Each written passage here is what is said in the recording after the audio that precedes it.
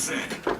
5:50 KTSA news time is 10:09, and the weekend starts now. Gang of Four in the house. We'll meet the gang and talk about the big stories of the week, and you can get in on it at 599-5555 and get a vote in on today's JR poll. Well, I'll tell you what, we're really especially glad to have Carlos Abelar with us on Gang of Four today because he's getting married tomorrow. Hey, congratulations. This is his last Gang of Four as a single man. Yeah, no, I'm looking forward to it, and I'm excited. Everyone's excited. Tonight's the rehearsal, so I think it's on now. There's no turning back. There's no turning back. The rehearsal.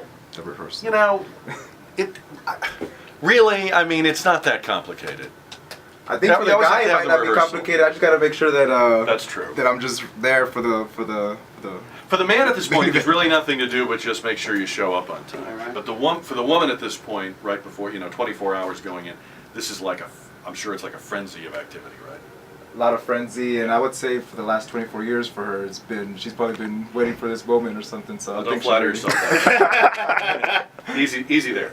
All right. Well, we're really glad to have you, and best wishes tomorrow to you. And what is her name again? Vanessa. Vanessa. All right. She's getting a good man.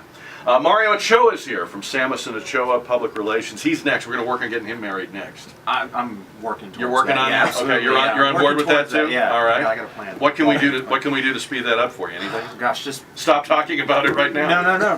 Just put in a good word for me occasionally on the program. All right. You have a very lovely girlfriend. Show, yes, so, she's a very lovely lady. What's new with you? Oh gosh, we got a couple of things going on. Number one is Happy Fiesta, and to every listener out there that's going to the parade, be safe and enjoy it. We got a couple of things going on. I just got a text from my business partner with some details.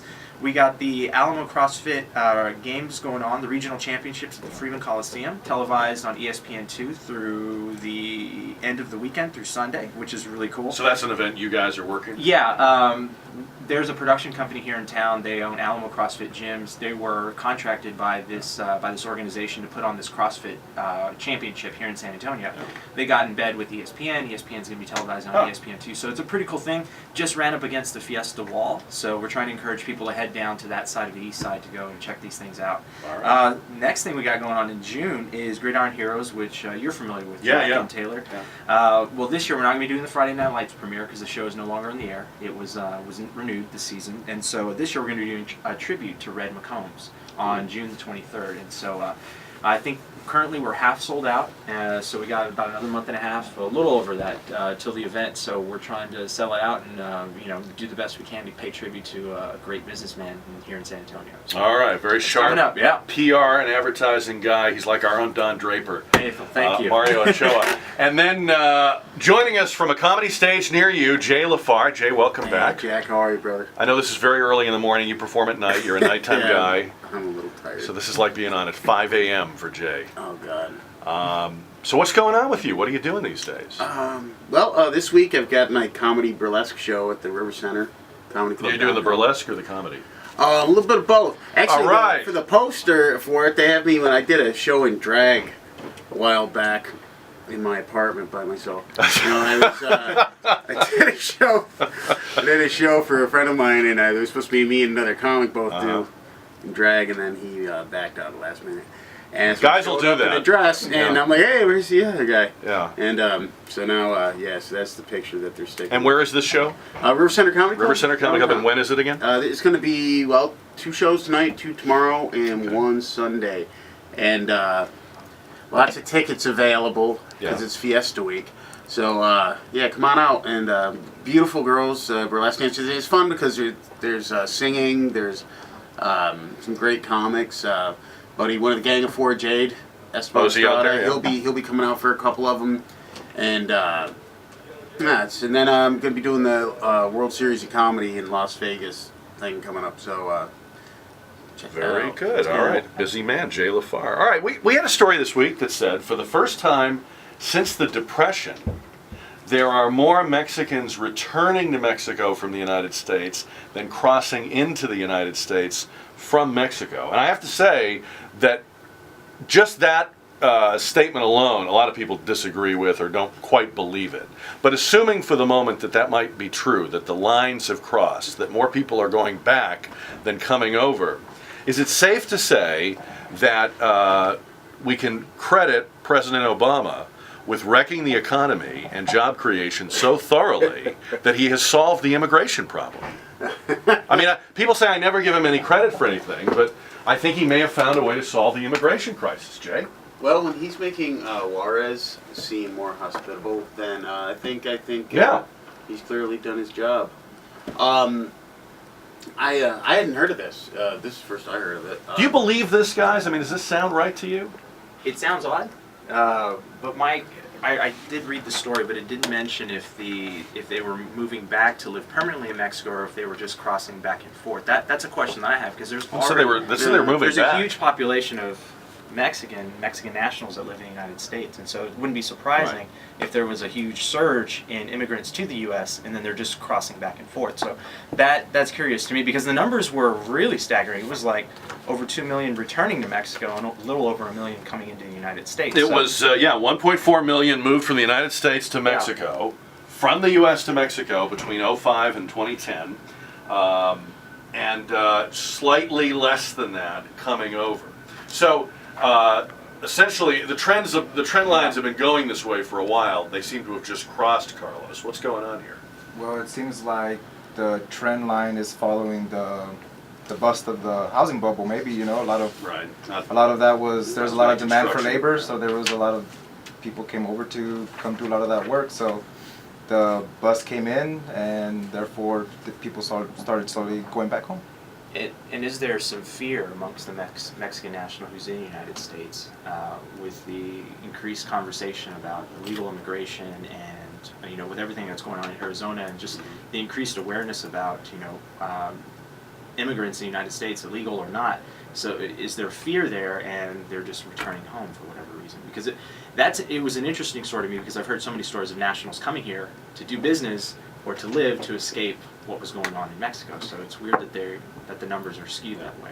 I think definitely the housing, but that's probably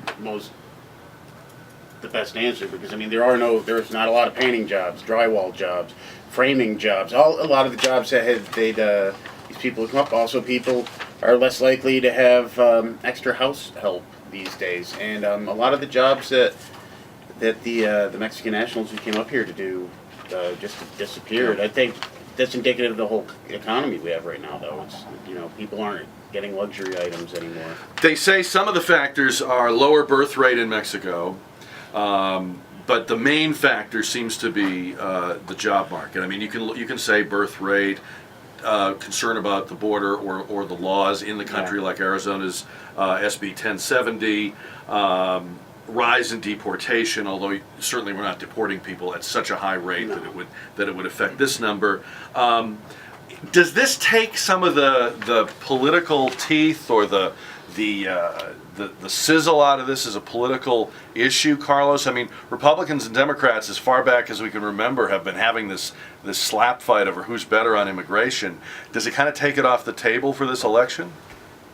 Well, those type of issues usually don't get off the table because they play well with each side, but it looks like Obama might have trouble because I thought he ran trying to do the immigration reform the first time, but he didn't do it in his first term.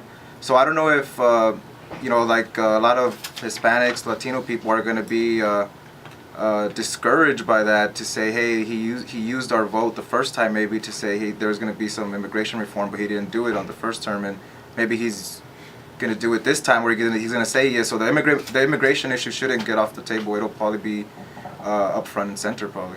Well, now the president of Mexico, Mario, says that he thinks it's because their economy is improving, that they have a higher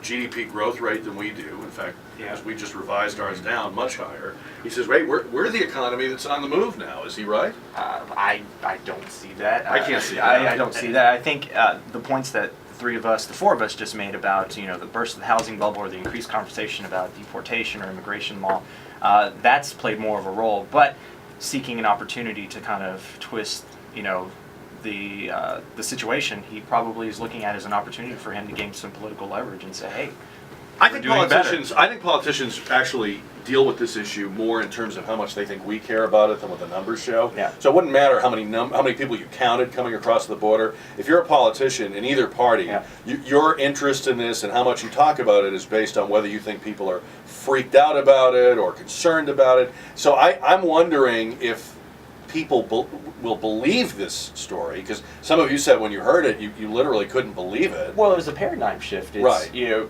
and so If people believe but- it, though, do they then say to their politicians, all right, you know what, move on to other stuff, we're not... Well, you It's- know, it's- high enough times, you'll eventually start believing it. That's right, that's right.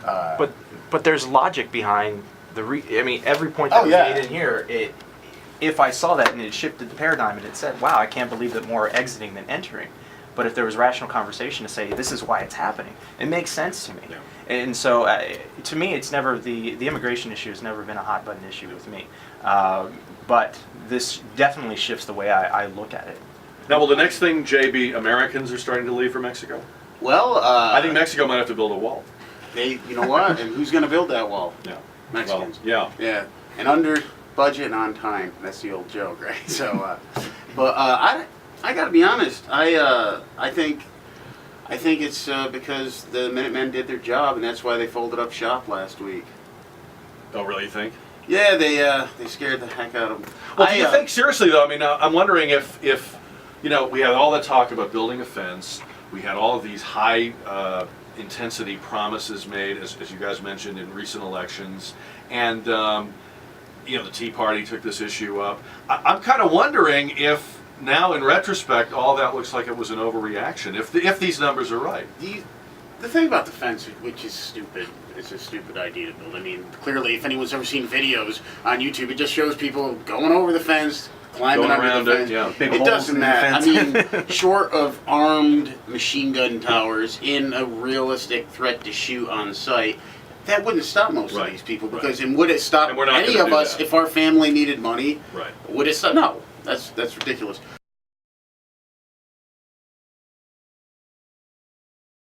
Probably not in the guidebook. Probably Crucify is not in the guidebook at the EPA, but I don't know. I just thought it was interesting that this is the attitude of a government regulator, somebody that is in a regulatory role. I'm going to find people, I'm going to make an example out of them.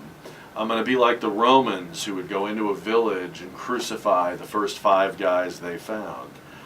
I mean, really? Is that how it works? I thought it was just supposed to be protecting the public. I thought they were just supposed to be pushing paper, you know. So I mean, Well, you know, nailing crosses together, pushing paper, you know, 6 of one, half dozen of the other. All wood products. Is this guy? I mean, Carlos, it's bad PR. Should this guy be gone or what? Kind of like it, actually. You like it? So he's stepping up and saying that he's going to make examples of those that are violating certain rules and regulations with regard to the environment. So that's what he's saying. Well, right? he's saying we're going to find people. Yeah, we're going to make examples out of them. It doesn't sound to me. That sounds to me like we're going to find them whether they're doing it or not. Didn't he say though? If he's saying we got to crucify the first 5 people we find, we have to have examples. We can't wait to see if somebody breaks the rules. How many energy, oil companies have been running roughshod over rules and regulations for decades? I mean, I applaud him for stepping up. So you like his zeal in I like doing his it. job. I like Okay. it. You would promote him. I may just do that with a bonus. Or Maybe the something. new symbol of the EPA could be a crucifix. Yeah, he probably With an stood oil and made those comments derrick. after a lot of discussion with a lot of other people, and so they probably decided that action needed to be taken. It sounded to me I don't more like mind. somebody that where a little power went to his head and made him crazy. I don't care. I mean, if I mean, I hope they don't really regulate your industry I then. really don't. Okay. We've seen over the last decade all of the major issues in the environment that the EPA has had to deal with, and for someone to come out and say, enough's enough. Oh, I would do something about this, regardless of how he said it, meekly or with a You strong like it? tone. I like it. All right. I like it. We learned this week that the New Orleans Saints football team, which already has enough trouble, also had the ability, its management did, to eavesdrop on visiting coaches, staffs, and locker rooms that they had actually wired hidden microphones in. The problem, of course, with the Saints is there's nothing else the NFL can do to punish them. There's nothing left to punish. They've already taken away the coach, the general manager. I don't know. Is this a big deal? I mean, in terms of competitiveness, spying on the other team, or do you kind of get the feeling this is probably something that happens all the time and they just got caught? I think it happens all the time, and whoever the NFL commissioner has some beef with or has an eye on, they'll just bring it up and find them. I mean, then they just find the guy from the Patriots right when they were doing the... A couple of years ago. Yeah, and then... And my reaction to that at the time was I would have assumed that every team looked for those kinds of competitive advantages. Is it kind of unsportsmanlike? It probably is, but I think so. everybody does it. I think everyone does it, but I do think it's lazy. I do think that, I can tie business to sports, and in business you do the same thing with your competitors, but you just don't break certain rules. You can do competitive analysis to figure out. Oh, but come on, Mario. Corporate espionage is ruthless. It's a very big business. But I don't agree with the method. I mean, everyone seeks a competitive advantage, but you shouldn't have been eavesdropping. But here's another thing too. If he would have to decipher certain jargon that the other team had in place. So I don't know what was the real benefit if he was doing that, because he would have to decipher all these weird phrases. And I think oftentimes numbers. the payoff, like even with the Spygate thing with the Patriots, how much of a payoff is there really to that? I think that was just... That's not why you win the Super Bowl. It's ultimately on your players. I mean, if you have great players, you're going to win games, and these guys... If the Tampa Bay Buccaneers were spying on the opposing, locker room, they'd still be the Tampa Bay Buccaneers. Yeah, I'm just saying they're already punished enough. They live in New Orleans. They had a toilet. I don't even care about this issue at all. The NBA season's over. The Spurs won their last game last night, but we now have a new record in the NBA. The Charlotte Bobcats are the worst NBA team. No, they're not. Ever. Pardon me? Not according to an 82-game schedule, which is if Right. you're gonna compare them to the 76ers of the late 70s, you have to go by 82. They had a They're not. .110 win-loss average. So under normal and the rules, they'd Bobcats- have another 16 games or so. So they could actually have potentially improved. It's just it's a good story. But isn't it Sexy funny story. that the best basketball player of all time runs them? is running the worst basketball team? Great basketball player does not make good leader. Yeah. So that's just not his strength, and Yeah. Michael should not be in that position. Well, I think- doesn't mean he shouldn't be in the position. No, but it means it's not gonna automatically lead to a whole team. You that should performs like he recognize did. his weakness and Yeah. get people on board who are strong and step out of it. Yeah. Yeah, be the face of it. That's All fine. right. This story is interesting to me in two ways. Let me just read it to you straight. A Las Vegas man who tried to sneak 115 oven-ready iguanas into the United States from Mexico has been sentenced to 2 years in prison for illegally importing the reptiles. Now, buried in the lead there is, I didn't realize there was such a thing as oven-ready iguanas. What does that mean exactly? Have, like, the legs been taken off? Or what is an oven-ready iguana? Is that just any dead iguana? I Or- guess it's like a hot pot. has it been breaded? I don't know what that means. I've never had iguana. Turns out that it means beheaded, skinned, and deboned. Oh. I wonder what it tastes like. Go ahead. Chicken. Thank you. There you go. Snake. Thank you. Well, which tastes like chicken. Yeah. All right. It's just. Oven-ready iguanas. And you got 2 years? You got 2 years. It's an outrage. What do you have to do in this country to get some real time? You know?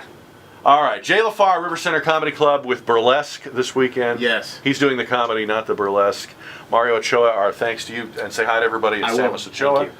And Carlos, congratulations. Have a wonderful life. Come back to us as soon as a married man. He's getting married tomorrow here in San Antonio. Nothing to say. Oh, no. I'm like, yeah, thanks. He's stunned. Yeah, I'm stunned. All right. but, You'll I'll get be over ready. it. I'll You'll be be ready. all right. I mean, where are you going on your honeymoon? We're just gonna go down with we're broke now with the Just wedding, say so now we're gonna Coquille. go down to we're doing Fredericksburg. I think they're having their wine festival Oh, in, nice. That's next nice. weekend, so we're just gonna go hang out there and Nothing wrong with that. That's drink it very up a good. little bit. Plus, we live in a vacation capital of the world, Yeah. pretty much, right? We live amidst. People come here for their Exactly. You're already grounded, man. You're All good. right, we're back with more. It's 11:43 on 550 KTSA.